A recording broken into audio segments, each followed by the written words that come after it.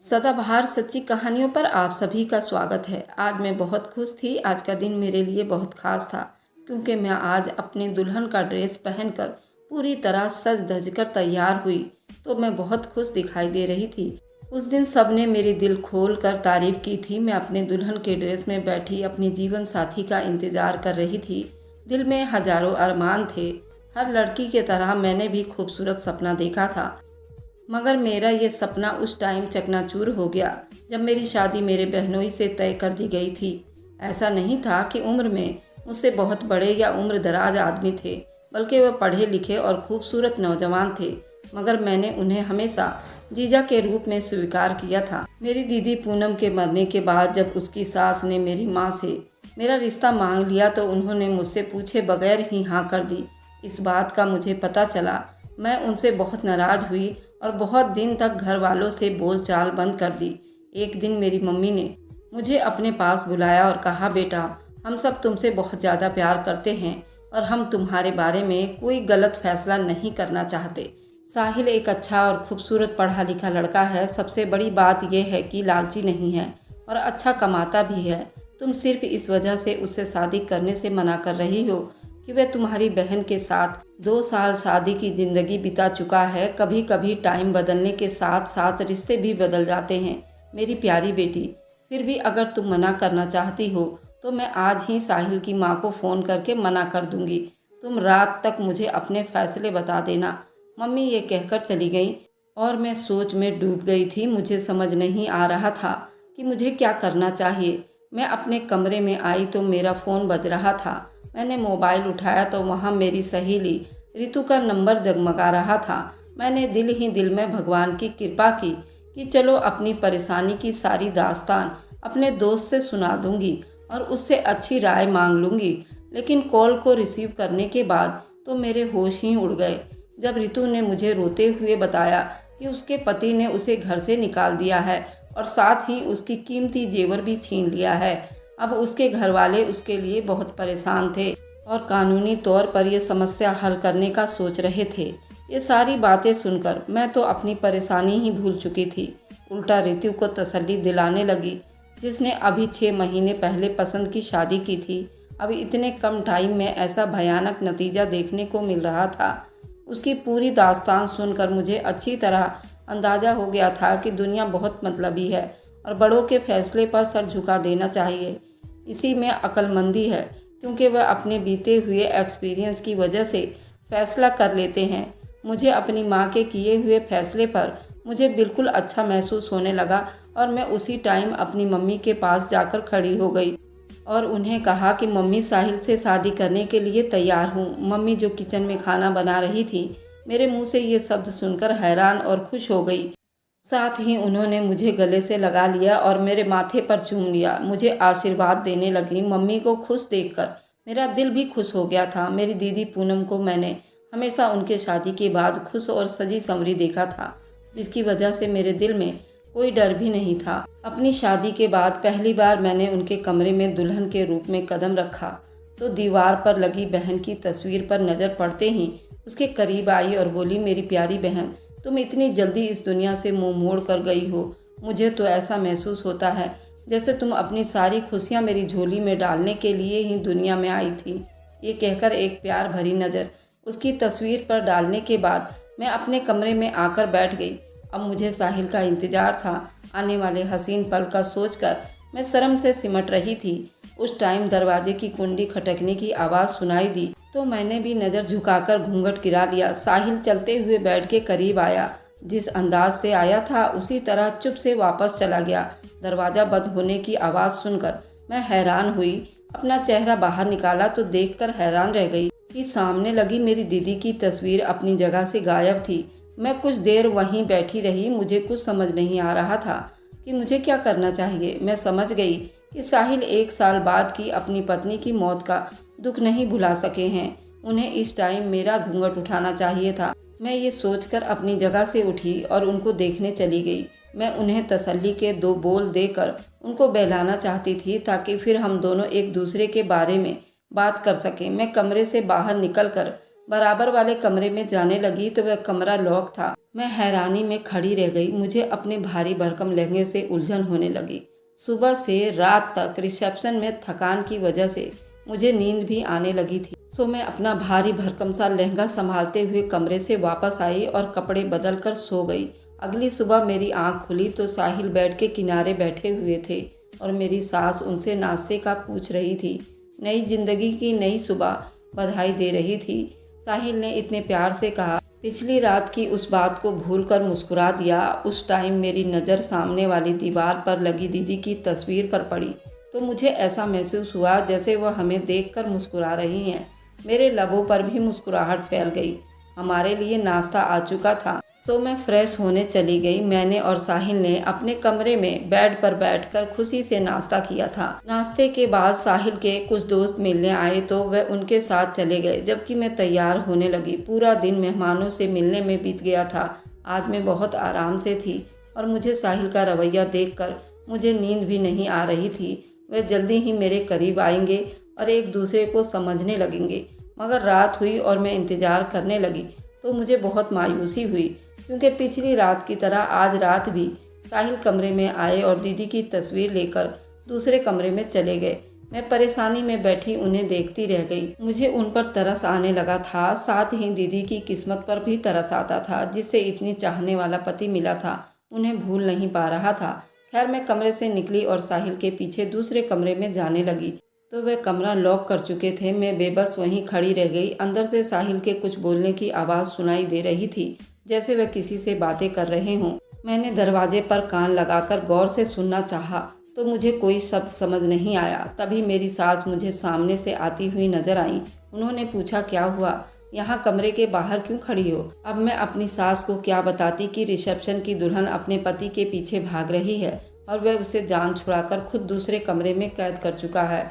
वह खुद ही मेरे चेहरे से समझकर कहने लगी, फिक्र ना करो, सिर्फ कुछ ही दिन की बात है, फिर सब ठीक हो जाएगा। मैं मायूस भरे दिल से अपने कमरे में वापस आ गई और बेड पर लेटकर दीदी और साहिल की ज़िंदगी के बारे में सोचने लगी। हम दो बहनें थीं। पूनम दीदी मुझसे 2 साल बड़ी थी। हमारे माँ बाप ने हमारी परवरिश बहुत प्यार और मोहब्बत से की थी। जुबान से कोई फरमाइश करने की देरी होती कि वो पूरा कर देते। पूनम दीदी की पढ़ाई ख़त्म हुई तो उनके लिए अलग अलग रिश्ते आने लगे, मगर हमारे माँ बाप इस मामले में किसी तरह की जोर ज़बरदस्ती हमसे नहीं करना चाहते थे। उन्होंने हमारे फैसले हम पर ही सौंप रखा था। जब मेरी मम्मी की दोस्त के बेटे साहिल का रिश्ता आया, मम्मी बहुत खुश हुई। उनकी खुशी देखकर दीदी ने हाँ कर दी, क्योंकि साहिल मम्मी पापा को बहुत पसंद करता था। साहिल ने खुद पूनम दीदी को एक पार्टी में देखकर पसंद किया था। मैंने उनकी शादी में बहुत एंजॉय किया था। इकलौती साली होने की वजह से मुझे खास समझा जाता था। मैंने अक्सर अपनी दीदी को अजीब सी मुस्कुराहट में घिरा देखा था, खास तौर पर जब उनके घर रहने आई तो वह रात को कई कई घंटे बाहर वॉक करती होती। मैं जब भी उनसे वजह जानना चाहती तो वह हंसकर टाल जाती और कहती, बस यूं ही अंदर कमरे में दिल घबरा गया था, इसलिए बाहर आ गई हूँ। उस बात के बारे में मैंने अपनी मम्मी से बात किया तो वह भी हंसकर बोली, पगली, नए घर में एडजस्ट होने में कुछ टाइम तो लगता ही है। दीदी जब भी मिलने के लिए आई बहुत सजी सवरी और खुश मिजाज आती थी, इसलिए मैंने भी इस बहम को दिल से निकाल दिया था। मगर एक बार रात के टाइम साहिल दीदी को रात रुकने के लिए हमारे घर छोड़ने आए तो मुझे उनका अंदाज कुछ शक करने पर मजबूर कर रहा था, जैसे वह नशे में हो। फिर नींद की वजह से वह शायद जल्दी में थे, तभी दीदी को ड्रॉप करते ही गाड़ी उड़ा ले गए थे। मैंने दीदी से इस बारे में पूछना चाहा, मगर जब मैं उनके कमरे में गई तो वह हमारे कमरे के मंदिर में खड़ी थी। मैंने उन्हें डिस्टर्ब करना अच्छा नहीं समझा और अपने कमरे में वापस चली गई। फिर सुबह ये बात मैंने दीदी से पूछी तो कहने लगी, ऐसी कोई बात नहीं है, बस हमारी छोटी मोटी सी लड़ाई हो गई थी, इसलिए वह अंदर नहीं आए। फिर 2 दिन बाद ही साहिल बेताबी से दीदी को लेने आए और उनसे माफ़ी मांगी। दीदी की ज़िंदगी बहुत अच्छी जा रही थी, मगर अचानक कुछ दिन बाद उनकी मौत की खबर हम सब के दिल में बिजली बनकर गिर गई थी। सास ने कहा था कि दीदी को एकदम सीने में दर्द उठा था, जो शायद हार्ट अटैक था, जिसकी वजह से वो बच ना सकी। हमारा इस सदमे से बहुत बुरा हाल था, बहुत मुश्किल था, मगर ये वक्त किसी के लिए नहीं रुकता, ना ही किसी पर तरस खाता है। सो कुछ टाइम बीत गया तो मैं भी अपनी रोज़मर्रा की ज़िंदगी में वापस लौट गई। मेरे माँ बाप ने मेरी शादी साहिल से करवा दी ताकि मैं दीदी की तरह उनके साथ खुश रह सकूं, मगर उनका रवैया मेरी समझ से बिल्कुल परे था। दिन में ठीक रहते और रात होते ही दीदी की तस्वीर दूसरे कमरे में ले जाकर उनसे बातें करते। मैं उनका दुख बांटना चाहती थी, मगर अभी तक मुझे मौका नहीं मिला था। मैं उन्हीं सोचों में गुम थी। न जाने कब मेरी आंख लग गई और मैं सोने चली गई। मैंने एक अजीब सपना देखा। एक अंधेरे कमरे में मेरी दीदी की सिसकियों की आवाज़ गूंज रही थी। मैं अंधेरे कमरे में दोनों हाथों को इधर उधर घुमाते हुए दीदी को छूने की कोशिश कर रही थी और कह रही थी, आप मेरे सामने क्यों नहीं आ रही हैं? तंग आकर मैंने कहा। वह रोते हुए बोली, तुम मुझे तभी पा सकोगी अगर तुम मुझे इंसाफ दिलवा दो। सिर्फ तुम ही हो मुझे इंसाफ दिलवा सकती हो। उससे पहले मैं इन शब्दों पर गौर करती या कोई दूसरा सवाल पूछती, मेरी आंख खुल गई। कमरे में हर तरफ अंधेरा था। शायद लाइट जा चुकी थी या किसी वजह से अंधेरा था। मेरा पूरा जिस्म पसीने में तर था। मैं लंबे लंबे सांस ले रही थी, मगर मुझे किसी चीज़ की परवाह नहीं थी। मेरे दिमाग में तो बस अपनी बहन के कहे हुए शब्द गूंज रहे थे। एक बात बताना तो मैं भूल गई कि मेरी बहन बहुत अच्छी थी। वह बहुत ही धार्मिक तरह की लड़की थी। वह पूजा पाठ बहुत किया करती थी। कई बार मैंने उसे हर सोमवार के व्रत रखते देखा था। अगली सुबह साहिल के बाहर जाने के बाद मैं टहलते हुए बराबर वाले कमरे में गई। मैंने देखना चाहती थी कि वहाँ क्या है। उस कमरे में सोफ़ा सेट और एक अलमारी के सिवा कोई दूसरा सामान नहीं था। मैंने अलमारी खोला तो कुछ दवाई की खाली रेपर पर मेरी नज़र पड़ी। मैंने उन्हें उठाकर उलट पुलट कर देखा। वह शायद दीदी की दवाइयाँ थी, क्योंकि मैंने अक्सर उनके बैग में देखा करती थी। पहले तो मैंने ध्यान न दिया, मगर उस दवा का नाम पढ़कर मैं चौंक गई। मैं समझी शायद मुझे कोई गलतफहमी हो गई हो, सो मैं वह रैपर वहीं रखकर अलमारी बंद करने लगी तो एक छोटा सा पन्नी ऊपर वाली दराज से मेरे कदमों में आकर गिरी। मैंने उसे उठाकर देखा तो वह नशे की दवाइयों से भरा हुआ था। मुझे हैरत हुई। मैंने वह बैग वहां से उठाया और चुपके से अपने कमरे में ले आई। शाम हुई तो मेरा पति बेचैनी से इधर उधर टहलने लगा, जैसे उनकी कोई कीमती चीज गुम हो गई हो। मैं उनकी बेचैनी महसूस कर रही थी, लेकिन मैंने साफ नज़रअंदाज कर गई, क्योंकि अगर वे नशा और दवाइयों का इस्तेमाल करते थे तो एक अच्छी पत्नी होने के नाते मैंने उनकी ये आदत ख़त्म करनी थी। शायद इसलिए दीदी भी उनकी दवाइयाँ अपने बैग में रख लेती थी ताकि उनकी आदत छुड़ा सके। मैं जानती थी कि उनको खाने में सोयाबीन चाप बहुत पसंद थी। सोच किचन में बनाने के लिए चली गई, लेकिन मैंने सुन रखा था कि मर्द के दिल का रास्ता सिर्फ पेट से ही होकर जाता है। सो मैं आज इस बात पर अमल करके साहिल का दिल जीतना चाहती थी। दीदी भी साहिल का मूड अच्छा करने के लिए उनकी पसंदीदा खाना बनाया करती थी। मैंने खाना बनाने के बाद नौकरानी से टेबल सजवाया और हम तीनों डिनर करने लगे। साहिल को खाना बहुत पसंद आया था। उन्होंने खूब खाया और दिल खोल कर मेरी तारीफ किया। तुम्हें इतना अच्छा खाना बनाने पर तोहफा मिलना चाहिए। साहिल के ऐसे सवाल पर मैं हैरान होकर उनकी तरफ देखा। सवाल से ज़्यादा उनका पूछने का अंदाज अजीब था। मुझे समझ नहीं आ रहा था मैं उनकी इस बात का सास के होते हुए मैं उनको क्या जवाब दूं। सो मैं बिल्कुल चुप रही। एक बार फिर साहिल ने अजीब से अंदाज में अपना सवाल दोहराया। सास ने जल्दी से मुझे काम से किचन में भेज दिया। मैंने किचन की खिड़की से देखा तो अपने बेटे को धीमी आवाज़ में न जाने क्या कह रही थी। मुझे साहिल का इस तरह का रवैया बहुत अजीब लग रहा था। एक दिन मैंने हिम्मत करके इस बारे में बात की और उन्हें बताया कि आपका बेटा तो नशा करता है, फिर अपने इन जैसे आदमी के लिए मेरी ज़िंदगी क्यों बिगाड़ दी।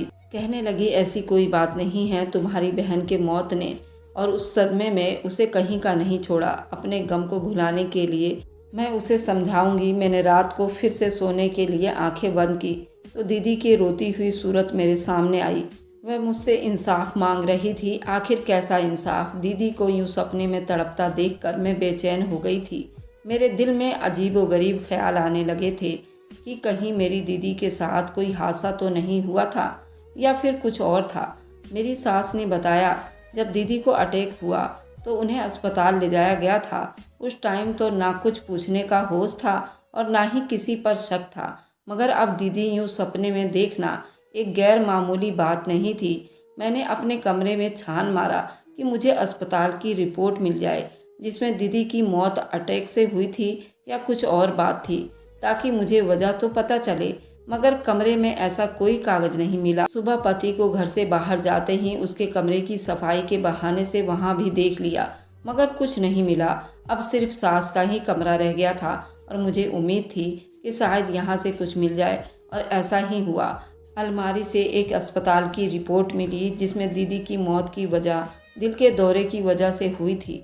तो मुझे अपनी आंखों से पढ़कर मेरे दिल को थोड़ा सा तसल्ली हो गया था और थोड़ी सी शर्मिंदगी भी हुई कि मैं अपने ही घर वालों पर शक कर रही थी। दिन यूं ही बीत रहे थे। साहिल के धूप छांव वाले रवैये ने मुझे बेचैन करने लगे थे। एक रात मैंने यूं ही देखा कि जब वह दूसरे कमरे में गए तो उनके हाथ में एक नहीं 2 फ्रेम थे।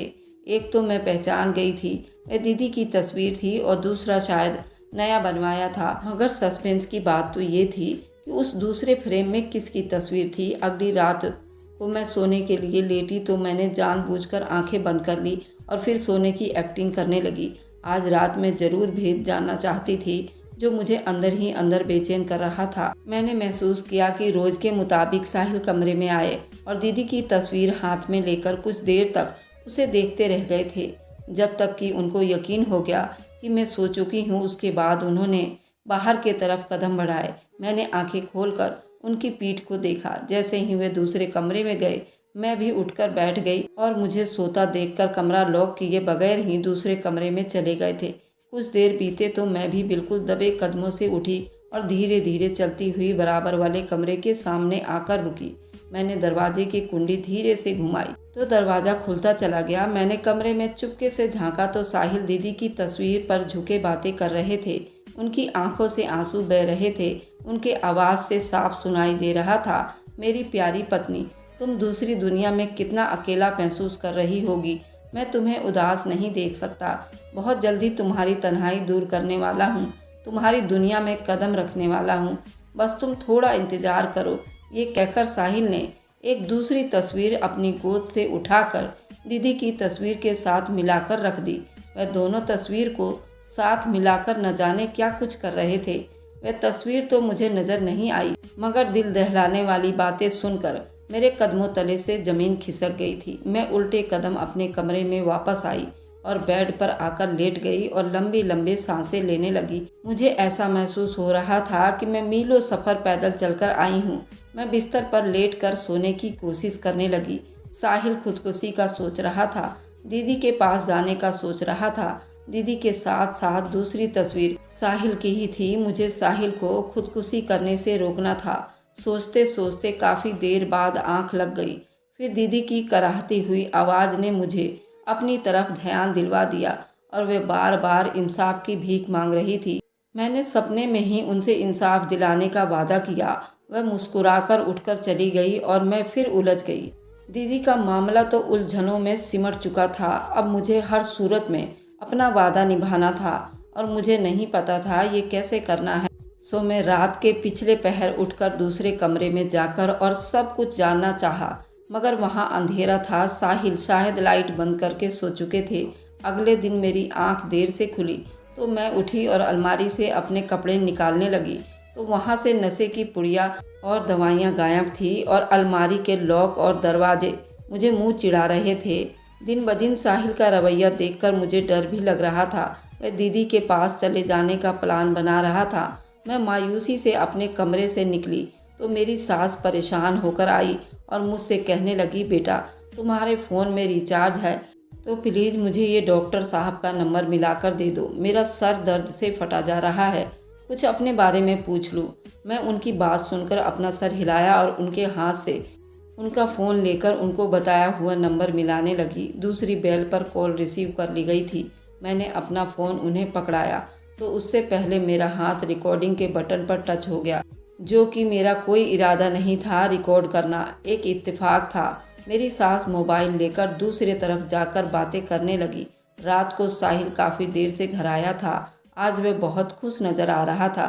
मैंने सोच लिया था कि अब साहिल को अपनी तरफ प्यार करने के लिए ध्यान दिलवाऊंगी ताकि वह दीदी का ख्याल और ख्वाबों से निकलकर मेरे साथ एक अच्छी ज़िंदगी बिताए। वे मेरी तरफ देखकर मुस्कुराया।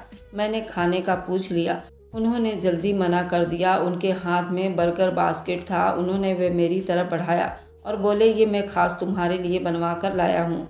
मैं बर्गर उनके हाथ से ले लिया। मुझे शायद भूख महसूस हो रही थी, वैसे भी मैं बर्गर की बहुत दीवानी थी। साहिल दीदी की तस्वीर उठाकर दूसरे कमरे में चले गए, जबकि मैं बर्गर और मोबाइल हाथ में लेकर बेड पर बैठ गई। मैं मोबाइल में अपने पसंदीदा सीरियल की रिकॉर्डिंग निकालना चाह रही थी। मेरी नज़र सुबह वाली रिकॉर्डिंग बटन पर पड़ गई। मैंने सुनना तो नहीं चाहती थी, मगर चूंकि काफ़ी देर तक बात करती रही थी तो मैंने सोचा सुन लूँ डॉक्टर से ऐसी भी क्या खास और लंबी बात हुई है। मैंने कॉल प्ले की और सुनकर हैरान रह गई, बल्कि हैरान तो शायद बहुत छोटा शब्द है। मेरे होश उड़ गए। सास कह रही थी कि डॉक्टर साहब, आपकी दवा तो साहिल पर उल्टा असर कर रहा है। मेरे बड़ी बहू की जान लेने के बाद वह छोटी को भी मारने की प्लानिंग कर रहा है। लाखों रुपए खर्च करने के बावजूद आपके इलाज का उल्टा असर हो रहा है। मेहरबानी करके मेरा पैसा वापस कर दो, वरना अच्छा नहीं होगा। ये मेरे सास की आवाज़ थी, जो किसी डॉक्टर से बात करते हुए उसे धमकी दे रही थी, जिसकी जवाब में दूसरी तरफ से एक ठहाका लगाता हुआ आदमी बोल रहा था, मैडम, मैं आपकी इस बात को अच्छी तरह जानता हूँ कि आपका बेटा एक दिमागी मरीज होने के साथ साथ कातिल भी है। अपनी पत्नी का कत्ल कर चुका है। अच्छा होगा आप मुझसे तमीज़ से बात कीजिए, वरना ये राज फास भी हो सकता है। ज़रा आप हौसला रखो और सब्र से काम लो। इलाज की इतनी भी क्या जल्दी है? हाँ, हो सके विजिट कर लें। और हाँ, दवाई ज़रूर याद से लेकर आइएगा। मैं दवाई बदल कर दूंगा, सब ठीक हो जाएगा। आगे भी कॉल चल रही थी और दोनों बातें कर रहे थे, मगर इतना सुनने के बाद तो मैं जैसे सुनने और समझने के हालत में नहीं थी। सदमे से मेरा बुरा हाल था। अब मुझे मालूम हुआ कि मेरी बहन सपने में आकर मुझसे इंसाफ की बात क्यों कर रही थी। मैंने मोबाइल को बेड में आराम से छुपा दिया और दरवाज़ा बंद करने के लिए उठी। साहिल बेचैनी से सामने खड़ा था। तुम सोई नहीं हो? उसने अपनी गहरी नज़रें मेरे चेहरे पर जमाकर कहा।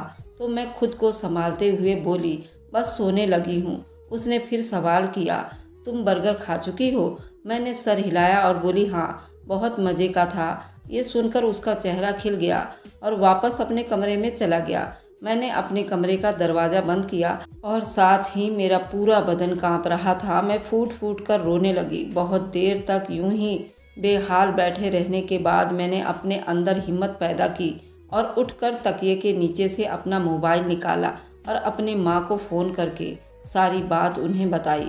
उनके लिए भी ये सारी बातों पर यकीन करना बहुत मुश्किल था। मेरे पापा ने मुझे तसल्ली दिए और पुलिस को कॉल करने को कहा, क्योंकि उस टाइम मेरी अपनी जान भी खतरे में थी। मैंने फ़ोन बंद करके अपने आंसू साफ किए और पुलिस को कॉल कर दी। पूरी बात बताने के बाद एड्रेस समझा दिया। आने वाले टाइम का सोचकर मेरा दिल बहुत डर रहा था, लेकिन अपनी बहन की तड़पती आत्मा को इंसाफ दिलाने और अपनी जान बचाने के लिए ये कदम उठाना जरूरी था। कुछ ही देर बाद पुलिस ने घर में छापा मारा। साहिल और उसकी मां को गिरफ्तार कर लिया। साहिल, जो मुझे मुर्दा हालत में देखने के लिए इस रात खुशी से टहलते हुए मेरे मरने का इंतजार कर रहा था, अपनी बहादुरी के लिए पुलिस को आता देखकर हैरान रह गया। मैं अपनी सास के कॉल रिकॉर्ड और जहर मिला हुआ बर्गर पुलिस के हवाले कर दिया, जिसके जरिए साहिल और उसकी मां को गिरफ्तार कर लिया गया था।